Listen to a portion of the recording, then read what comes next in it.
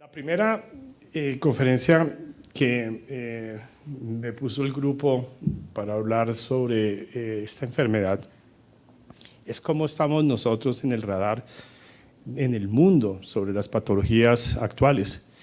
Y me llamó la atención de manera importante cómo la literatura universal, no significativamente científica, hace reportes también al diario sobre la realidad que nosotros estamos cursando con este problema de obesidad. Y dense en cuenta ustedes que en el 2014 ya éramos 2.100 millones de habitantes con obesidad, comparado lógicamente con 850 millones de habitantes que puede haber en el mundo entero con problemas de malnutrición. Y lógicamente creemos que, y las estadísticas van direccionadas hacia allá, hacia que más o menos en el 2030 la mitad de la humanidad va a tener problemas de sobrepeso y obesidad. Es un problema muy grande, como ustedes lo ven. También hace referencia a este libro, el de Homo Deus, de nuestro escritor Yuval Noah Harari, en donde la problemática es aún mucho más amplia que otras patologías a las cuales estábamos acostumbrados y creíamos que era un problema de la humanidad. Es un problema muchísimo más grande que la malnutrición y los problemas de malnutrición. Entonces, si ustedes se dan cuenta, hoy día mueren más personas por obesidad que por esos problemas de hambruna y de malnutrición. Es decir, ya pasamos esas estadísticas de los años 60 y de los años 70, en donde las revistas universales no científicas daban el problema y escalaban la situación humana con la Organización de las Naciones Unidas y todos esos aspectos a direccionar a acabar con la hambruna y con la desnutrición en el mundo entero. Hoy día no se ha empezado a hacer algo grande todavía para el problema de la obesidad.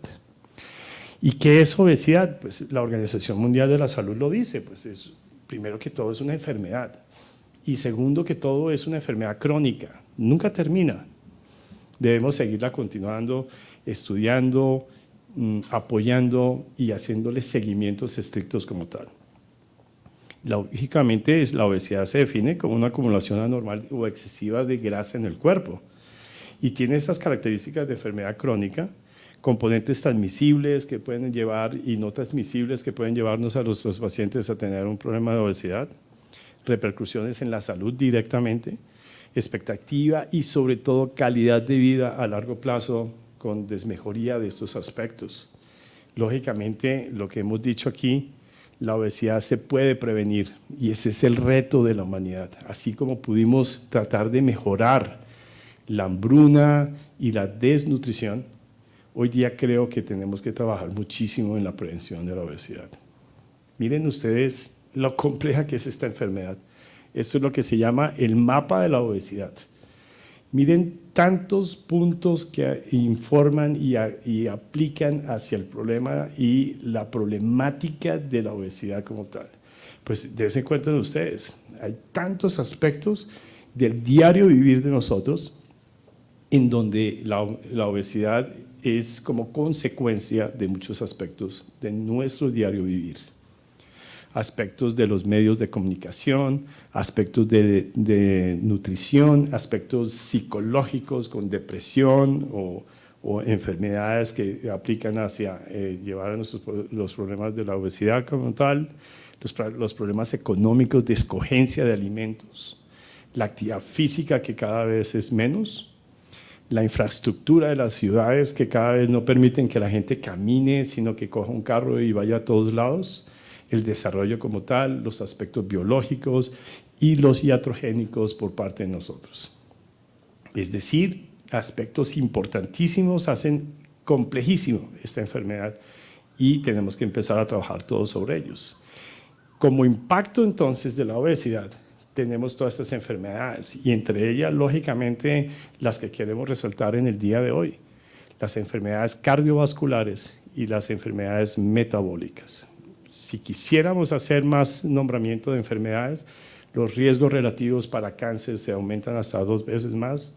En fin, enfermedades importantes de ortopedia, de todos los aspectos de otras reumatológicas, enfermedades neurológicas, en fin. Estábamos revisando hace poco estadísticas de enfermedades que estamos tratando y teníamos en menos de 10 años ya más o menos 8 casos operados de lo que antiguamente se llamaba pseudotumor cerebri. Hoy día se llama hipertensión idiopática intracraniana, esta patología, y hemos tenido casos importantísimos de resolución de pacientes con estas patologías. La obesidad a nivel mundial, ustedes se han dado cuenta, mire, se ha triplicado desde el año 75, desde el 2016, más de 1.900 millones de habitantes mayores de 18 años tenían sobrepeso, y de estos, más o menos el 13% son obesidad mórbida. La mayor parte de la población mundial vive en países donde el sobrepeso y la obesidad matan a más personas que el bajo peso, como se los había comentado. 39 millones de niños menores de 5 años tenían sobrepeso y obesidad en el 2020, y más de 340 millones de niños y adolescentes de entre 5 y 19 años tenían sobrepeso y obesidad en el 2016.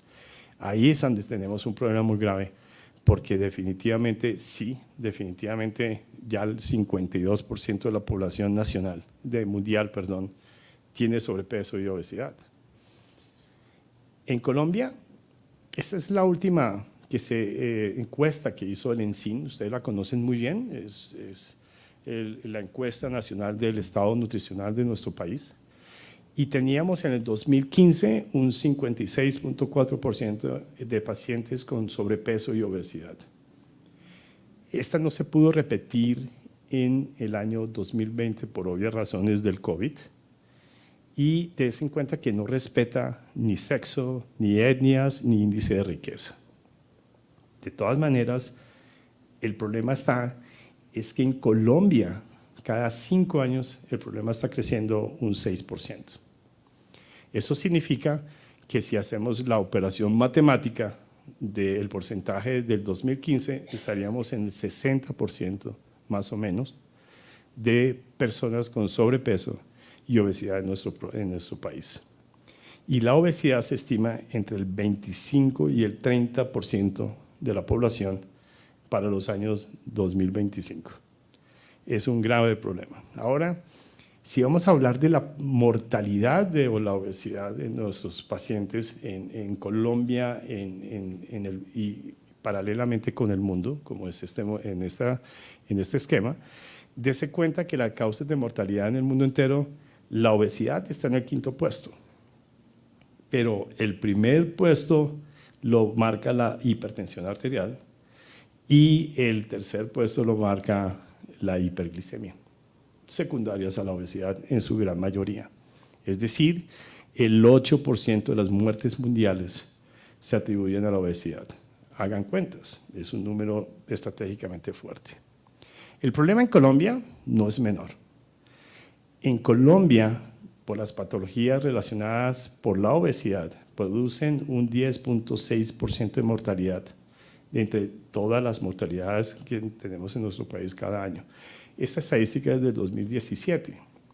Lo que marcó es que si teníamos nosotros en ese año, produjimos en ese año una mortalidad de 260.947 pacientes, tenemos entonces en consideración que 27,000 personas aproximadamente fallecieron por enfermedades relacionadas con la obesidad. Un número muy grande para nosotros. ¿Y cómo está el costo?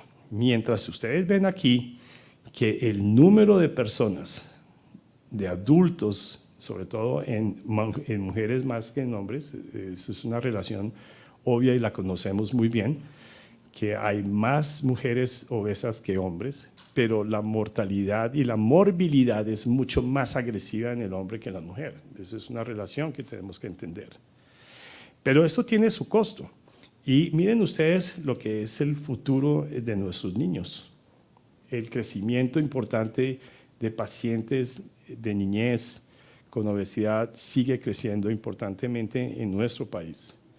En ese momento, si ustedes se dan cuenta, Se invierte en algo, son más niños obesos que niñas, ¿de acuerdo?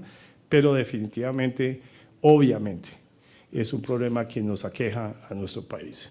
Y si uno ve el costo de lo que implica esta patología, dense en cuenta ustedes que las muertes prematuras tienen un crecimiento importantísimo en nuestro país, secundario a la obesidad.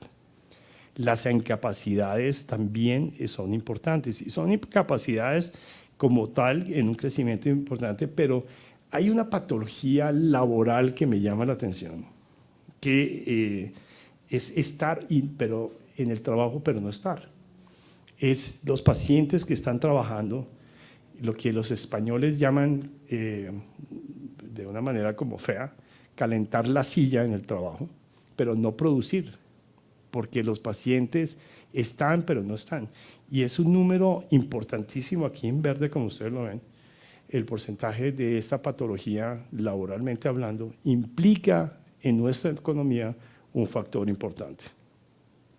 Miren ustedes sobre el costo de producto neto o bruto de nuestro país, eso tiene una implicación importante. Miren ustedes, en el 20 marcaba el 1.9%, y se cree que en el 2035 va a marcar el 2.4% del costo del producto bruto de lo que produce Colombia en nuestro país.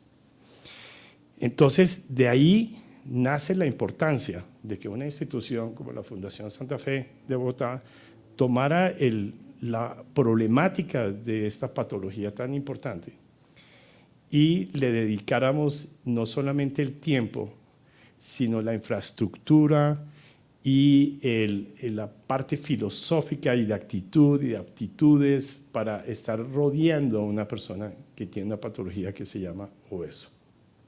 Todo alrededor de un paciente. Pues históricamente, dense en cuenta, no es nuevo en la Fundación Santa Fe el manejo de pacientes con obesidad. En el año 95, miren ustedes, el doctor Nathan Sundel, cirujano, inaugura y empieza con un grupo multidisciplinario, con una nutricionista, Claudia Carvajal, con un endocrinólogo, el doctor William Catá, con Patricia Arbeláez, otra endocrinóloga, con Juan Manuel Escobar como psiquiatra, en fin, empiezan a manejar lo más multidisciplinariamente posible estos tipos de pacientes. Esto va creciendo. A mi llegada después del fellow tuve la oportunidad de seguir los pasos de este grupo inicial y ellos todavía continúan con nosotros, son parte fundamental del grupo.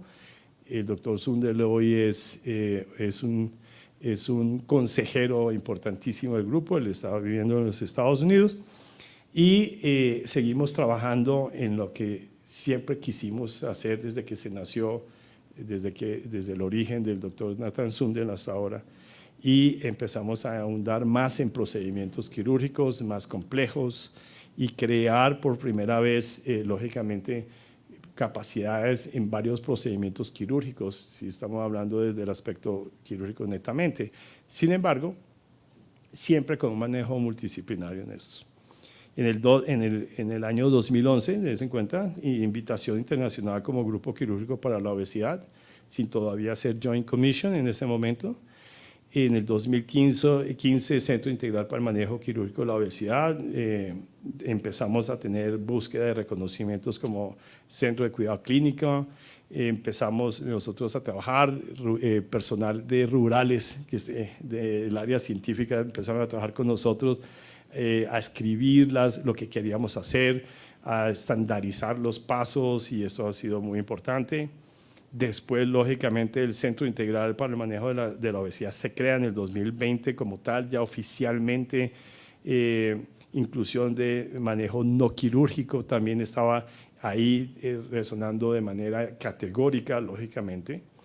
Dese cuenta que en el año 21 nos galardonan a nosotros con la certificación de Joint Commission, para nosotros un mérito, un paso más, pero que nos ayuda es simplemente estar rodeando a un paciente como tal que nos necesita en nuestra ayuda. Esto es parte del equipo y todos los que abajo están que nos salen en las fotos, me parece que todos tienen una gran importancia, no hay ninguno que no tenga una importancia más que el otro rodeando a nuestro paciente. Tenemos una misión y esa misión es contribuir positivamente en la salud y el bienestar de los pacientes que padecen obesidad a través de acompañamiento médico especializado, multidisciplinario y educación en hábitos saludables, prevención y promoción de la salud. Tenemos que trabajar muchísimo en prevención en aspectos de obesidad.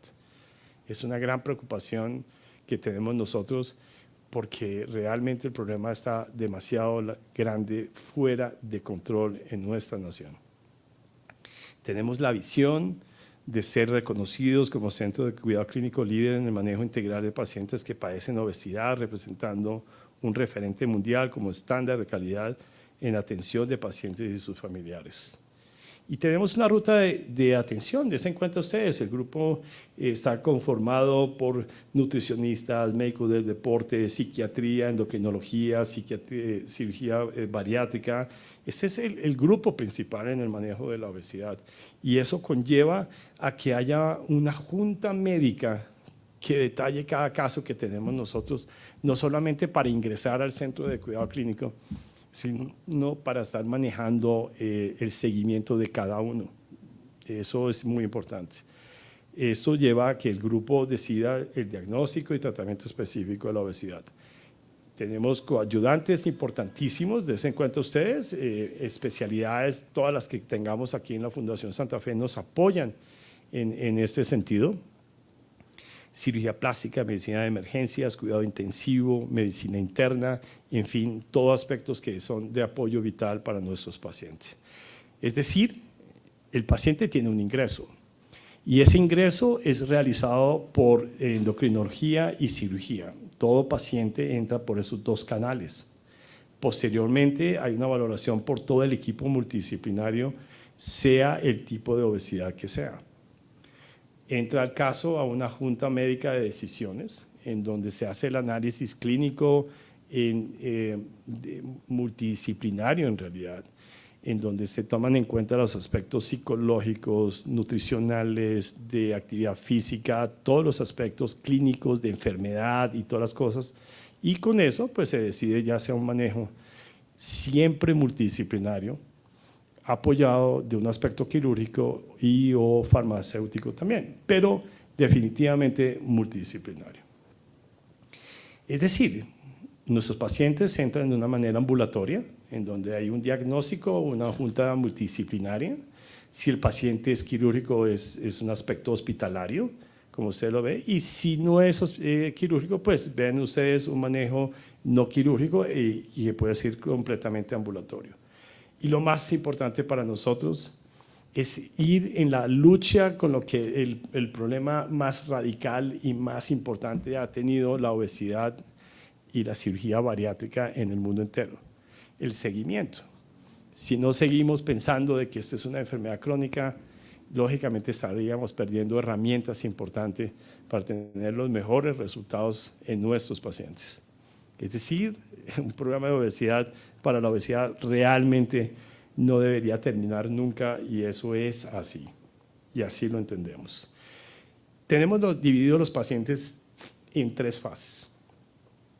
Fase de manejo inicial es enfocada al abordaje, el diagnóstico, al tratamiento inicial de la obesidad, y eso conlleva a que el paciente, después de esa primera fase, vaya a una fase de estabilización y de seguimiento, en donde pretendemos que el paciente tenga sus comorbilidades resueltas y un peso saludable. Ese es realmente uno de los aspectos en la fase 2. Y sabemos y entendemos perfectamente que nos llegan o producimos pacientes que puedan tener reganancia o falla terapéutica. Son 2 aspectos con los cuales tenemos que luchar. Y por eso es tan importante el seguimiento. Estos pacientes de falla terapéutica o de reganancia, pues reinician otra vez la retroalimentación de todo, se ahondan en tratamientos farmacológicos o revisionales de cirugía. Este es un enfoque integral, si ustedes se dan cuenta, el estado médico de nuestros pacientes es muy importante, cómo nos llegan, qué patologías traen, qué condición física tiene nuestro paciente y qué lo aqueja en su calidad de vida. Eso es muy importante. Su estado nutricional definitivamente es determinante en la reeducación para lograr aspectos positivos para después en el resto de su vida. Un estado mental en lucha de hábitos de comportamiento como tal en nutrición, los aspectos de depresión, manejo de depresión y otras patologías que definitivamente tenemos que manejar para que el paciente tenga éxito, ya sea en su tratamiento quirúrgico o no quirúrgico. Y su estado funcional. ¿Qué capacidad tiene este paciente de movilidad? Hay pacientes que no se pueden manejar, ni siquiera se pueden amarrar los cordones de los zapatos. Y eso quiero que lo entiendan perfectamente. Ese estado funcional debe ser analizado y debe ser mejorado en pro de una mejor vida y calidad de vida. Es decir, hay una coordinación de los pilares de tratamientos que son por hábitos nutricionales, actividad física, salud mental, manejo farmacológico o manejo quirúrgico. Pero definitivamente yo diría que los tres primeros, que los resalto ahí, como ustedes lo ven, son esenciales para un manejo integral de la obesidad. Estas son nuestro flujograma como tal, y si ustedes se dan cuenta, manejamos obesidades grado 1, grado 2, grado 3, ¿de acuerdo? Con comorbilidades, sin comorbilidades, los grado 1 sin comorbilidades podrían llegar primero a un manejo no quirúrgico, no farmacológico, en donde el manejo multidisciplinario debe ser la base, lógicamente como en todos, pero debe ser muy fuerte, porque es el inicio de una enfermedad. Y igualmente tenemos que darle un tiempo para ver si mejora o no mejora. Si estos pacientes no mejoran y no lograron bajar un 5% a los 3 meses, pues se va escalonando el tratamiento. Y es así como llevamos nuestros pacientes en obesidad grado 2, grado 3 y lógicamente los que llegan a fase 3, que son los pacientes que reganan peso o fracasan terapéuticamente. Esto es un flujograma que respetamos nosotros. Analizamos cada día en nuestras reuniones de obesidad con cada paciente y lo logramos tratar de poner en el alineamiento y mejor terapéutica como tal. La educación al paciente y los familiares es fundamental, no solamente para aquel que ha sido intervenido quirúrgicamente, sino porque necesitamos crear una especie de anillo, de círculo de apoyo de nuestros pacientes. Es muy importante, hablamos mucho con ellos. Tenemos que enseñarles mucho en el aspecto en los cuales nosotros tenemos que fortalecer el círculo de apoyo de nuestros pacientes para que no reganen peso, para que no fracasen. Y estas fotos, como ustedes lo ven aquí, les estamos poniendo, por ejemplo, enseñándole a pacientes cómo se pone la enoxaparina en aquellos pacientes que han sido intervenidos quirúrgicamente y que tienen que tenerlo unos días después. Eso es muy importante a mi manera de ver. Y el modelo de atención centrado en el paciente, este es el de la Fundación Santa Fe. Dense cuenta que después de toda esa información, el núcleo se llama paciente y persona. Y es que la persona es un paciente y el paciente es una persona. Ante él el respeto, el manejo de nosotros, con educación, con atención médica, con manejo comportamental, nutricional y de actividad, debe rodear fácilmente a nuestras personas como pacientes y a sus familiares. Muchísimas gracias.